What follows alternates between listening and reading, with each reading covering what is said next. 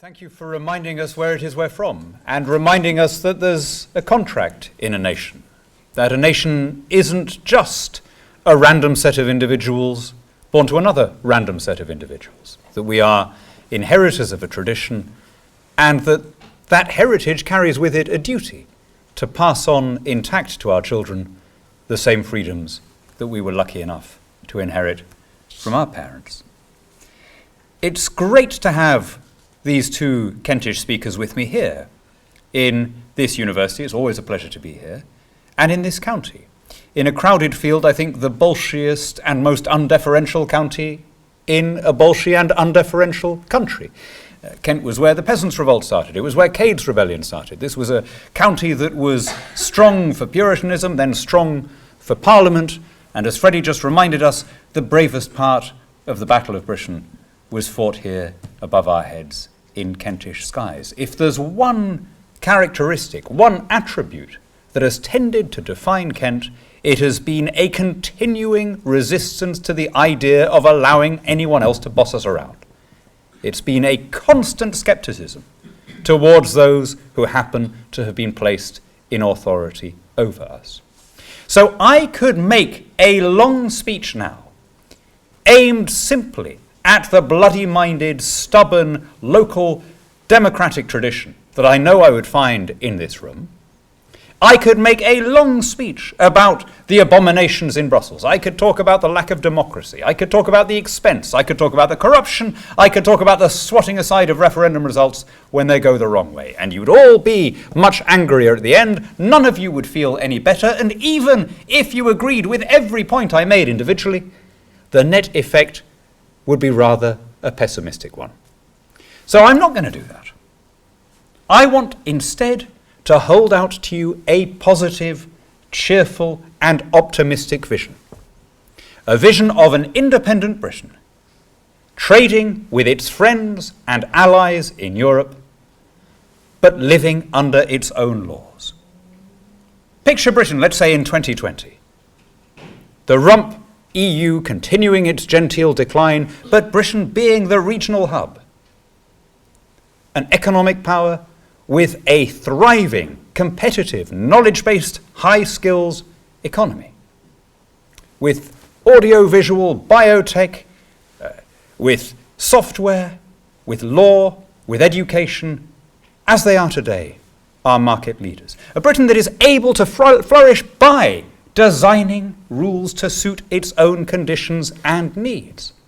Whether it's sparing our financial services industry from the destructive and sometimes downright malicious regulations that come from Brussels, or whether it's allowing our amazing biotech to recover the position we had before EU directives came in limiting clinical research, whether it's allowing our software sector to take off in a way that it did before the rules on data retention that were imposed by Brussels, whether it's allowing our farmers or our fishermen to recover the position they had before the common and agricultural and fisheries policy. We have great enterprise in this country if only we remove the rocks and allow the grass to grow. There is no stopping the genius of a free people. I want to make the case to you tonight that the European Union, far from being modern, has long since passed its sell-by date. It is a relic from an era when shipping and freight costs were high, when refrigeration was expensive, when regional blocks looked as though they were the future, but it has been rendered irrelevant by technological advance. There has never been an age where geographical proximity has mattered less than in this one. And yet, from inertia, from what Milton Friedman called the tyranny of the status quo, we remain locked in the world's only trade bloc that is experiencing no economic growth. Every other continent is growing. North America, South America, Asia, Africa, all of them are experiencing strong growth. The Eurozone has an economy the same size that it was in 2008. And any argument that there may have been back in the 50s that you need to go in with your immediate neighbours, come on, does anyone believe that today? Freddie made the argument about the Commonwealth and the ties of language and law that give us a natural trading advantage. Of course, left to the natural flow of commerce, a firm in my constituency will deal more easily, or at least as easily, with a firm in Ljubljana in India as with one in Ljubljana in Slovenia. The Indian firm, unlike the Slovene one, will be English-speaking. It will have the same commercial practices, the same accountancy traditions. It will use the same common law legal norms. If there's a dispute between the two parties, it will be arbitrated in a way with which they're both familiar. None of those things is true of Slovenia, despite 40 years of single market regulations. And yet we cannot sign a free trade agreement with India. Only Brussels can do that for us, and Brussels chooses not to. Brussels has been stalling on free trade talks with India for 9 years, definitively shelving them, at least for the moment, in 2014. Now ask yourselves this. Is there a country in this part of the world that stands to gain more from unrestricted commerce with that rising giant than ours? Never mind that India is an English-speaking common law democracy. India is the third largest investor in the UK. It owns Jaguar, it owns Tetley, right? We are the third largest investor in India, after Singapore and Mauritius, oddly as it sounds. We're the first big G20 investor in India. There are 1.4 million Britons of Indian origin, and yet we cannot sign a free trade agreement with India, or with Pakistan, or with Bangladesh, or with any other country. We have to wait and see whether Brussels feels like doing that for us. Now, let me put it to you, ladies and gentlemen, that when India grew at nearly 5% last year, while the Eurozone shrank by 0.3%, that is a problem. I don't think that this point, even after more than 40 years of membership, has been properly grasped by most people or most MPs in Britain. Now, the Prime Minister of India came recently, the Chinese leader also, and in both cases, our broadcasters in particular spoke about them coming to do trade deals. My friends, the one thing they couldn't do was a trade deal. The United Kingdom has no sovereignty to sign a bilateral free trade agreement with any non-EU country. China, despite the slowdown we've been hearing about, grew at 6.6% last year, will grow at 6.1% this year. The Eurozone, to remind you, shrank by 0.3% last year. This year may grow by 1% if it's lucky. My friends, this is no place for a country like ours. We are a trading maritime nation. We don't sit on great natural resources in this damp, green, exquisite island home of ours. We have to make our way in the world by what we buy and sell. And that means we have to be where the customers are. And with every month that passes, there are fewer customers in Europe. 14 months in a row now, our exports to the EU have fallen, but our exports to the rest of the world have risen. We keep on hearing from the Remain inside, they say around half of our trade is with Europe. Now it's a very Weasley use of around. Yes, around half of our trade is with Europe if you mean that over the last 10 years it's fallen from 55% to 45%. Where's it going to be 10 years from now? Where's it going to be 20 years from now? How low does it have to go as a percentage of our overall commerce before we drop this preposterous idea that we have to merge our political system in order to maximize our commercial opportunities? To repeat, every other continent is growing except one. This is no place for a country like ours, linked by language and law, by habit and history, by kinship and migration to every continent and archipelago.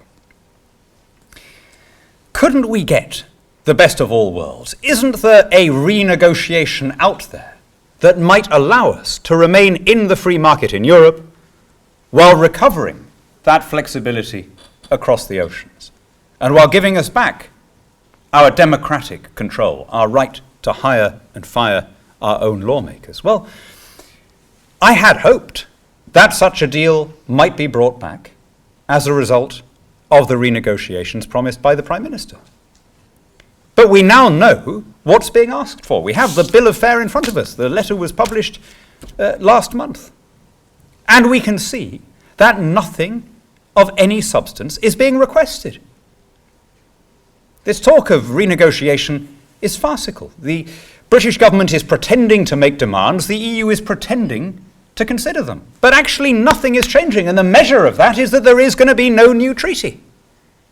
That's how the EU marks a change. It's how it measures reform. If there is no new treaty, there is no new deal.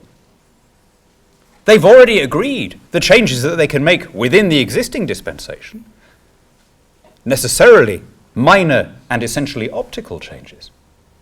They could announce them tomorrow, but you know what? They're waiting to stage the row. That's the only bit of the choreography that is left. And why do I say that with such certainty? Because, my friends, they gave their tactic away. Andrew Lansley, the former health minister, now part of the pro-EU team, gave a talk like this to a group of Europhile lobbyists. And they were such efficient Europhile lobbyists that, rather to his embarrassment, one of them made a concurrent note of what he was saying and then circulated it to all the participants. And in that talk, he gave away what the government's tactic was. He said, we will lower expectations. Well, that bit, I have to say, they've done brilliantly. We will lower expectations, and then we will stage a fight so that people think we're in earnest. Well, that's what we're going to get next week over this limitation of benefits for migrants. Something which we could do and will do in the end through domestic legislation. Nothing of substance will change. And I don't know about you, I find it slightly insulting that we're being treated to this dance when nothing is being requested, nothing is being sought. Imagine if I were to say, I intend now to make myself a cup of tea. It's not going to be easy. But it's not mission impossible. And if any of the other EU states objects, well, I rule nothing out. You would all find that comical, right? Simply because we find the issue of the EU abstruse and difficult, it doesn't make it any less insulting. If you want to stay in on the existing terms, then man up and say so, right? We can see how the EU has developed these past 40 years. We can see where it's going. Let people make a decision as to whether they want to be part of that destination. Don't faff around pretending that there's some new deal in the offing. We can read. We can see whether or not a new treaty enshrines a different deal. The one card that the Remain insiders play, and you heard Brendan say it, the one card that they've got is fear of change. They know that they haven't got a strong case on democracy, on globalization, on farming, on fishing, on the regulation of small business, on sovereignty, on parliamentary supremacy. But they've got one very strong card, which is risk aversion. Well, we don't really know what it would be like, and do we want to take the risk, and so on. But think about the risk inherent in staying where we are. The EU is not a fixed and permanent settlement. The EU is an evolving dynamic. We can see the direction in which it's going. Its leaders keep telling us. Jean-Claude Juncker, Angela Merkel, and all the others, you can't accuse them of hiding their agenda. They are very overt. They want, in the end, a European army and a European police force and a European tax system. That's the way the EU is going, and we have to ask ourselves whether we are prepared to follow along that road. So staying in is not a way of staying put. Think of it like this. Imagine that you're sitting on a bus, okay? And at the front of the bus is the destination, written in that big oval black bit, right? Federal Europe. And just in case you don't get the point, the bus driver keeps on saying, we're going to have a common European army, we're going to have a common European tax system, right? He keeps telling you that insistently. Now, if you want to stay where you are, do you literally remain immobile, sitting on that bus? Or isn't the way to stay where you are to make the step off the bus, and then bid it Godspeed and wish it a good journey to its destination?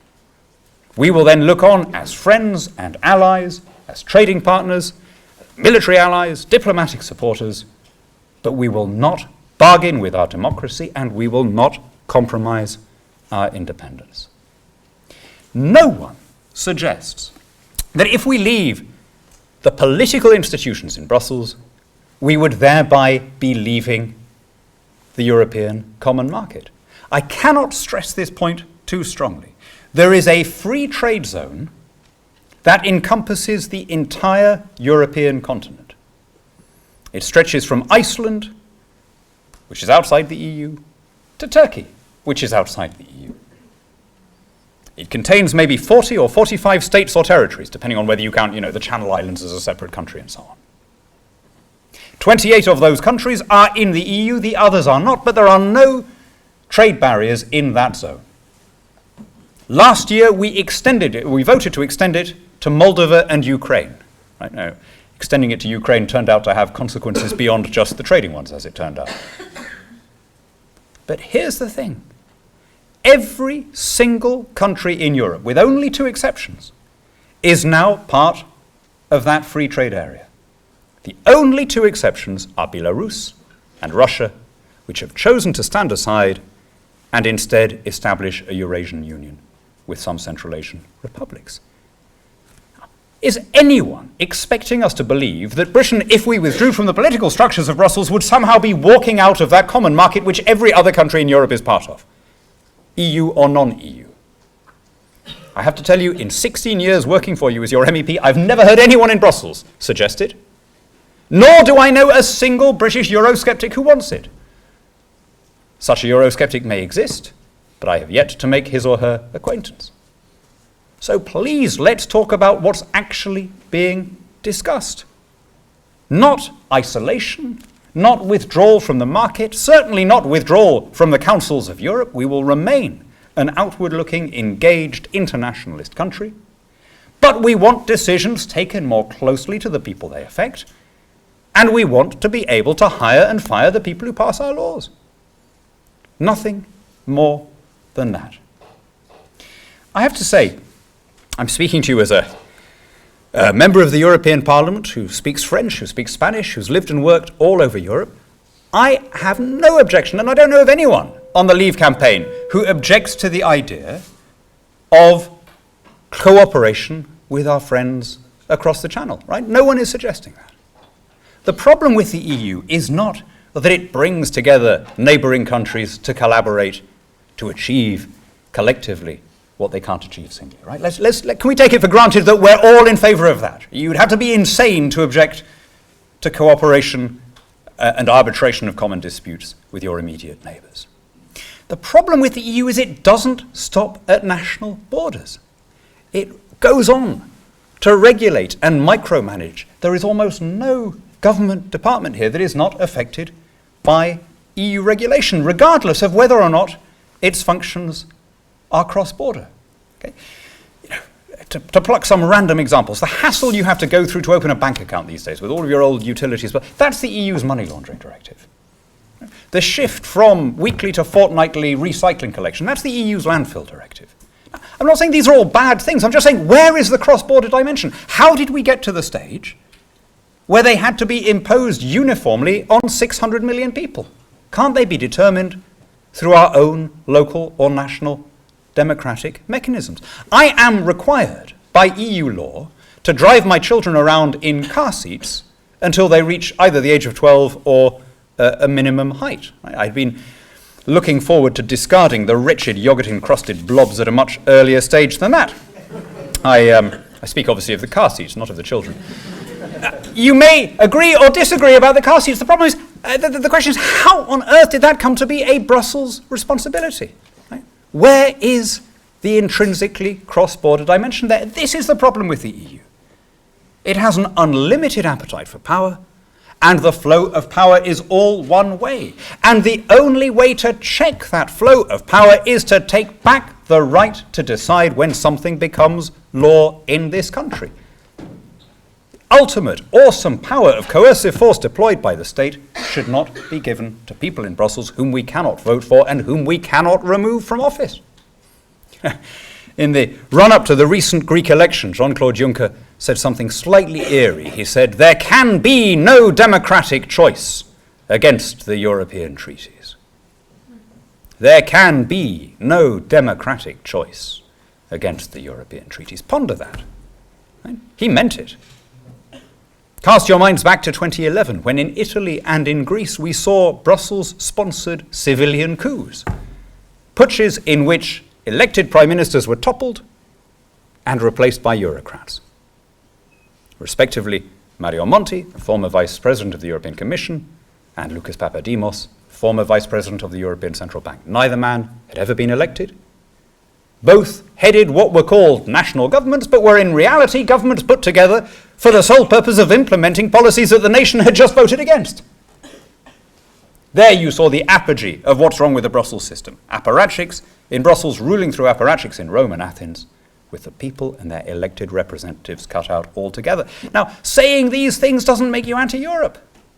I mean, for heaven's sake, if our country were run that way, if we were governed by 28 unelected British commissioners, and if those commissioners, as a consequence of being invulnerable to public opinion, immune from the ballot box, had come out with such spectacular failures as the Common Agricultural Policy, the Euro, the Schengen area, the Common Fisheries Policy, I'd be against that too, right? I hope all of you would be. That wouldn't make you anti-British. It wouldn't make you Anglo-skeptics. It would make you Democrats. And so I want to leave you with a case for a global, internationalist, outward-looking, prosperous and independent Britain, engaged with every continent, including Europe, taking decisions determined by its own domestic conditions and needs, working with friends and allies all over the globe. The idea that we can't do it, the idea that we're too small to survive, that we're some feeble country, I mean, how big do you have to be before you're able to live under your own laws? Look around Europe at the other countries outside the EU. Right? There's an annual list of the most prosperous places in the world.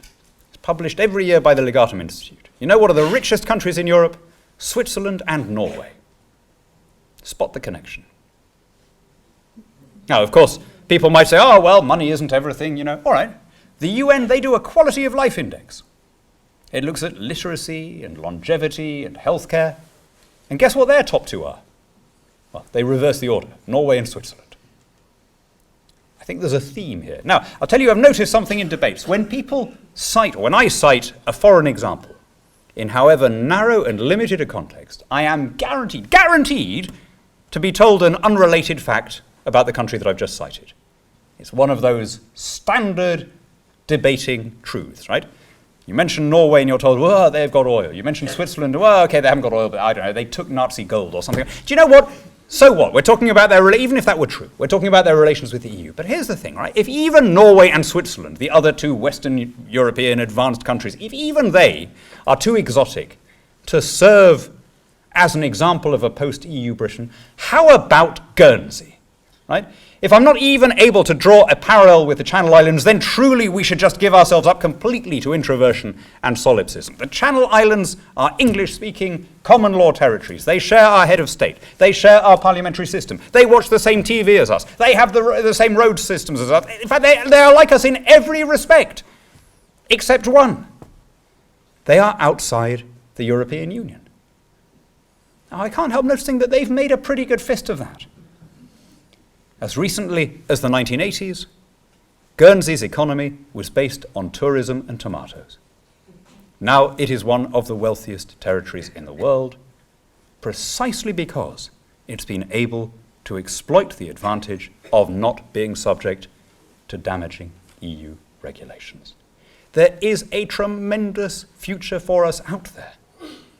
If Switzerland with 8 million people, if Norway with 5 million, if 60,000 Guernseymen are able to furnish their peoples with such a high standard of living, how much more could our country, 65 million strong, a merchant nation connected by its enterprising energies to every corner of the globe. There's a new Bond movie out. I'm taking my children to see it at the weekend, and I was thinking of the last one, of Spectre. And there's that wonderful scene where Judi Dench is playing the head of intelligence, and she quotes Tennyson's Ulysses, and she applies it to our place in the world. Though we are not now that strength which in old days moved earth and heaven, that which we are, we are. My friends, we are the 5th largest economy in the world. We have the 4th largest military budget on the planet. We are one of 5 permanent seat holders on the UN Security Council, one of the group of 8, one of the group of 20, NATO founding member, centre of the Commonwealth. We have the world's most widely spoken language. We have the world's best universities. How much bigger do we have to be before we're able to run our own affairs?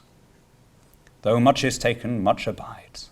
And though we are not now that strength which in old days moved earth and heaven, that which we are, we are. You didn't frankly have the balls to put country before party.